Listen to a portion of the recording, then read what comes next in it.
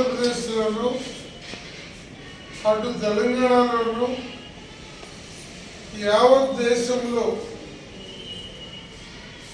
ఘనమైన పోరాట చరిత్ర కలిగినటువంటి party.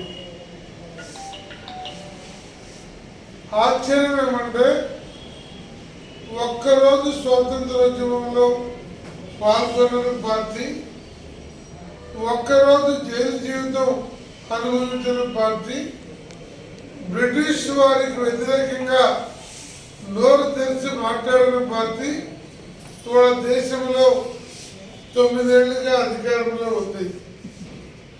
Bharatiya Janata party parliament చరిత్రలో 143 మంది ప్రతిపక్ష పార్టీ సభ్యుల్ని ఈ సమావేశాల కాలం ముగిసేదాకా సస్పెండ్ చేసి వారిని పార్లమెంటు హాల్లోకి, కమిటీల్లోకి, లాబీల్లోకి కూడా ప్రవేశించకుండా ఆంక్షలు విధించిన చరిత్ర దేశంలో మొట్టమొదటిసారి 40 ఏళ్ళ తర్వాత ఈ మోడీ అమిత్ షా కాలంలో జరుగుతుంది.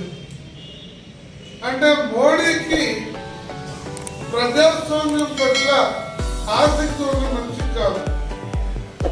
అంతకన్నా ఘనుడు అమిత్ షా. వీరిద్దరిని నడిపించే ఆర్ఎస్ఎస్ ఒక పచ్చి నియంత్రణతో పోకడలు కలిగినటువంటి మత ఉగ్రవాద సంస్థ. ఈ దశలో భారత రాజకీయాల్లో మన దేశ సహజ వనరులు ఈ 80 ఏళ్ళుగా పోరాటాలు వాటి ఫలితంగా సాధించిన ఫలితాలు గత ప్రధానులందరూ అనేక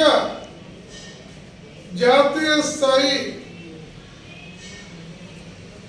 ప్రభుత్వ రంగ సంస్థల్ని పెట్టి కోట్లాది మందికి ఉపాధి కల్పించి దేశ ఆర్థిక అభివృద్ధిలో కీలకమైనటువంటి స్థానం పొందినటువంటి మన ప్రభుత్వ రంగ సంస్థలన్నింటినీ కూడా వాళ్ళ మిత్రులకు అందిస్తున్నారు. సముద్ర తీరాన ఉన్న ఇసుక నుండి, నదుల్లో లభించే ఇసుక నుండి, భూగర్భంలో ఉన్న ఖనిజ సంపద నుండి అన్ని రకాల సంస్థల్ని, ఆస్తుల్ని కారు చౌకగా అమ్మేస్తున్న ప్రభుత్వం ఇది.